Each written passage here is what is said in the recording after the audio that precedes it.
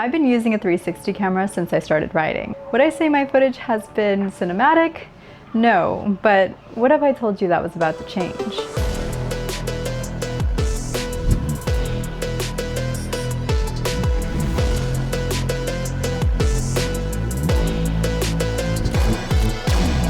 Now, there's no doubt that these cameras capture amazing 360 content, but the real questions are, which one looks better? Which one saves my footage from being blown out? And honestly, which one's easier to work with when I get home? Those are the questions I'll be answering in this video as I compare the DJI Osmo 360 versus the Insta360 X5. First, a disclaimer, DJI did send me their Osmo 360 camera for this review, but Insta360 also sent me the X5 camera to review, which I have been using up until this point, and I love this camera. So in this video, I'm just going to be laying out all the facts. My goal for this video is to help you find the camera that's best for you. And like all of my reviews, I'm going to be going very in-depth, comparing not just the quality, but the specs, the performance, the editing softwares, everything. Now, I have a question for you. Which of these clips looks better? How about this one? If you said the one on the right, then you picked the Osmo 360. If you said the one on the left, that was the X5. Now, let me show you something. You see these clouds? How they're white blobs, but in this clip they're more defined? What about here? More detail and better resolution. That's thanks to DJI's 1-inch 360 imaging. Now, what does that even mean? It means it gives you amazing image quality in bright conditions and excellent dynamic range performance. Another main difference between the two cameras is that the Osmo shoots in 10-bit versus the X5 only shoots in 8-bit. 10-bit color depth captures over 1 billion colors for more lifelike footage. The Osmo 360 also has log mode. This D-Log-M color profile unlocks an even wider dynamic range, giving you more flexibility in post-production for color grading. Insta360 has an iLog that captures more detail and gives greater flexibility for color grading, but it's only 8-bit and has a smaller sensor. Also, the iLog can only be used in certain modes. For example, it's not available for the single lens mode or the pure video mode for low light night conditions. Dynamic range is clearly a huge win for Osmo 360.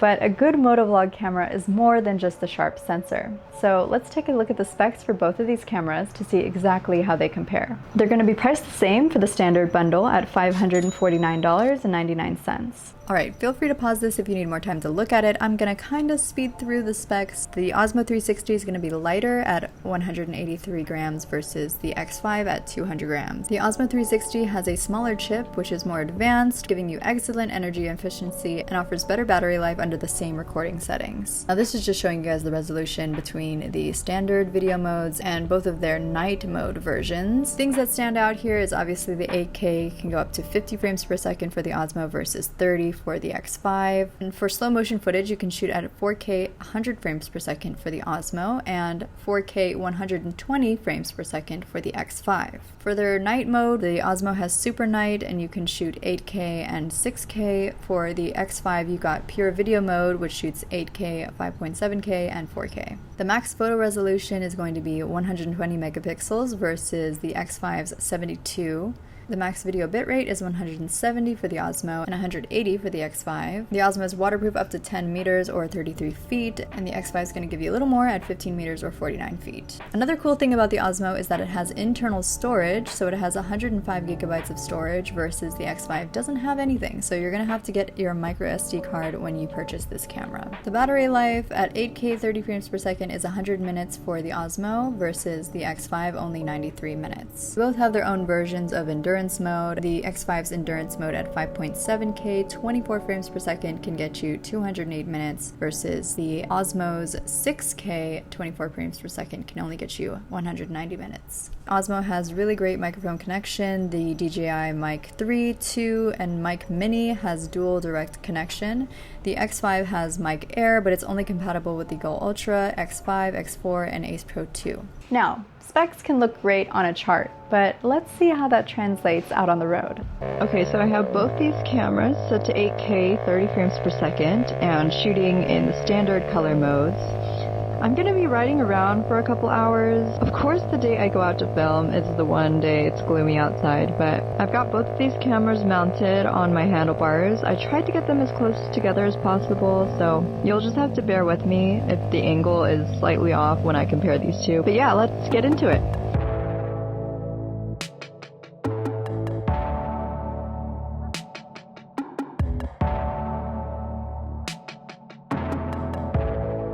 All right, let's take a look at these clips. Also, welcome to my cave. This is where the magic happens, and I spend countless hours editing away. All right, let's play these clips side by side and I'll show you guys. I'm noticing a difference in the Osmo 360 footage. It looks clearer. Let me pause it here to show you. There's more detail down below, as you can see, versus the Insta360 X5. It's kind of blurred out a little bit. Let me pause it here too.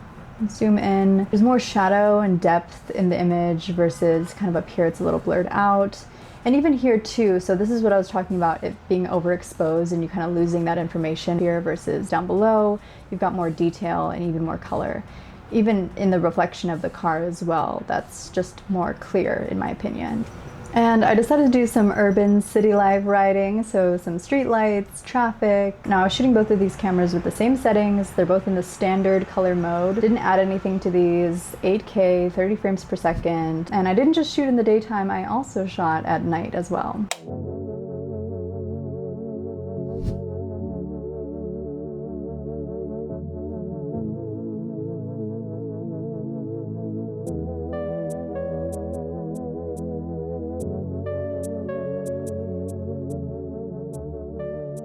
Now let's take a look again. Obviously, for me at least, I can see a huge improvement and difference between the Osmo 360 and the X5. There's just more clarity, more detail in these images. I'll show you here too with any sort of text or words like the store names. You can see it much more clearly in the Osmo 360 versus the X5 is just a little blurry, a little fuzzy. Even here too is a good example of the standard color modes and how they differ. So the tone and the hue of blue is a little different. The Osmo 360 is going to give you more real color here versus the X5 camera. But yeah, and then you can see like little differences too. The X5 is going to have things just look a little more blown out. It's subtle, but it is visible. The lights for the stores and the street lights and things are just a little more fuzzy versus the Osmo 360. It does give you more depth and color and sharpness. But again, the nighttime capabilities of both of these cameras is pretty impressive. I wish I would have shot some footage of just the standard video modes compared to their night versions to just show you how much light they're pulling out and how incredible and capable these two cameras are. But yeah. Now, I want to get into some things that I noticed while using these cameras. I couldn't really tell which camera's battery lasted longer while I was out filming. They both seemed to die around the same time, so I decided to test the battery life at home with both cameras recording 8K, 30 frames per second, starting from 100% charged. Both cameras got pretty warm, and I stopped both original recordings to check on them. They both seemed to be pretty even for the majority of the time in terms of battery drainage, but something interesting happened at the end. When both cameras were getting down to 5%, the X5 actually stopped recording and wouldn't let me record another video, even though I tried multiple times. I decided to wait to see just which one would die first, thinking it would probably be the Osmo since it was still recording, but at 2%, the X5 displayed this message and automatically turned itself off. So the specs online do hold up to my little at-home test, and I would say that's pretty accurate. The DJI is going to last you a little bit longer than the X5, shooting at 8K, 30 frames per second. Speaking about the batteries, another thing I really like about the Osmo is that the batteries are compatible with the Osmo Action series and supports magnetic charging. It's so convenient. I know Insta360 is always trying to improve their battery life, and so they change the battery with every new model that they make, but it's so annoying that I can't use my X4 batteries for my X5 camera. And the batteries look so similar. I've made the mistake of grabbing the wrong spare battery for a ride, so I've had to put a label on the battery case to make sure I know which one is which. And the thing that sucks too is one battery is just not going to be enough, or at least for my rides it's not enough, so you're gonna have to get a spare and end up with just so many different batteries. Just look at the comparison of the X3, X4, and X5. They're all different, but they look the same. Yeah. It's annoying. But now while we're on the topic of compatibility, another thing that I love about the Osmo besides just the batteries being compatible is the entire DJI ecosystem, specifically the microphones. The Osmo 360 supports dual connection of the Mic 3, Mic 2, and Mic Mini. I have the Mic Mini and it's so cute and small and it still has really great audio. This is actually the microphone that I'm using to record my voiceovers and just me talking directly into the camera. It's magnetic and has a clip so you can clip it into your helmet and even put it on your tank wherever wherever. Insta360 did just release their new mic Air. I haven't tried this out for myself yet, but it's only compatible with the Go Ultra, X5, X4, and Insta360 Ace Pro 2. I can't really speak for the X5 and its compatibility with connecting to the mic Air because I don't have it, but I will say I love how easy it is to connect this camera to my mic Mini, and just the entire ecosystem in general is just really great for this camera. Speaking of sound, both of these cameras have noise cancellation, which is super convenient, especially for motorcycle riding. Honestly, they both do a pretty great job. I like that you have the option to turn it on and off, or high or low. For mounting, both cameras have a tripod mount and the quick release mounts. I will say DJI has a stronger magnetic connection for the mount that I noticed while I was testing both of them. Like I said earlier, the Osmo 360 is lighter at 183 grams versus the X5 at 200 grams, which doesn't sound like a lot, but it really makes a difference when mounting the camera on the invisible selfie stick to prevent the camera from weighing it down or bobbing around too much. It also makes a huge difference if you decide to mount this on the front of your helmet. Your neck will thank you later, trust me. I also think the shape and size of the Osmo 360 is just better suited for helmet POVs versus the awkward size of the X5. They do have attachments where you can mount the X5 horizontally, but again, you know, that's an extra thing you gotta buy. As I'm making this video, Insta360 did just release their new X4 Air, weighing in at 165 grams, but this is the X4, which is kind of confusing. So it'll be missing that pure video mode for better night footage.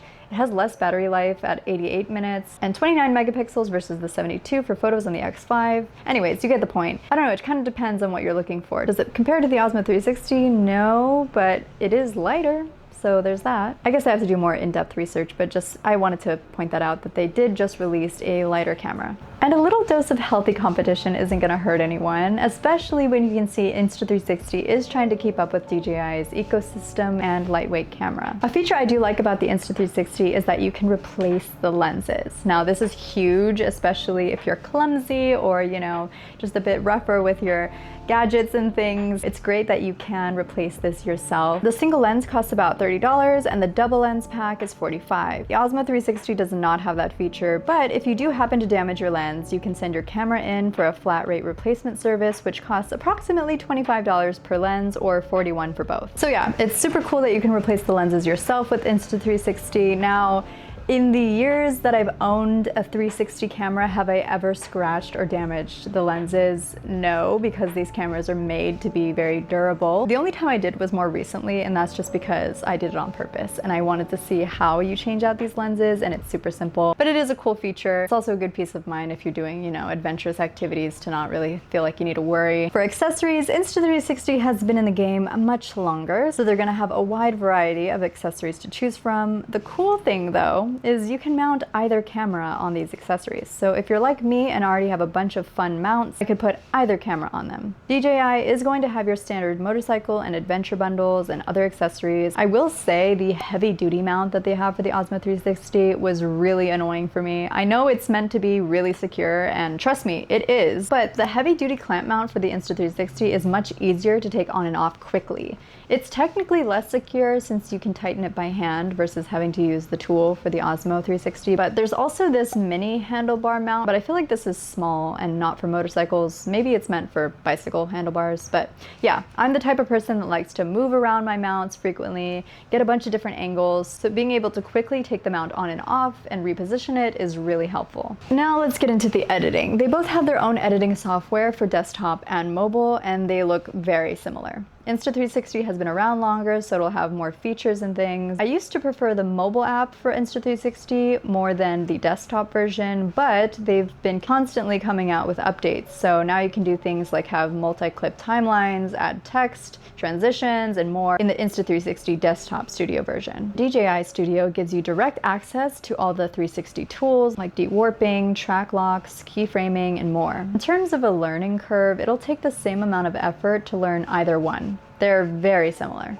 I know I went over a lot of information so far in this video, so I put together a little summary of the main pros and cons. Feel free to pause the video here, but all of these things I've already covered in this video, so this is just a little quick summary for you guys to look at. Now, based on using both of these cameras, if I were to go riding at night, I would probably grab the Osmo 360. If I were to go off-roading or do some more adventurous activities, I would grab the X5, just because it's more durable and I don't have to worry about about scratching the lenses because I could easily replace it myself. If I were to go riding and it was super sunny outside, I would probably grab the Osmo 360, or I would get the X5 but make sure that I have ND filters on this. Now that is going to be another accessory that you gotta buy with this camera, but they do offer that and it does help. Like I said, both of these cameras are highly capable, so it's really up to you, and I hope this video made it a little easier for you to decide which camera is best for you. I will have links to both of these cameras in the description box below. You'll also find other discount codes and links to products that I use, like my chin mounts, my hair protector, motorcycle gear, anything motorcycle related. I probably have a discount code for you to use, so be sure to check that out. Thank you guys so much for watching, and I'll see you in the next one.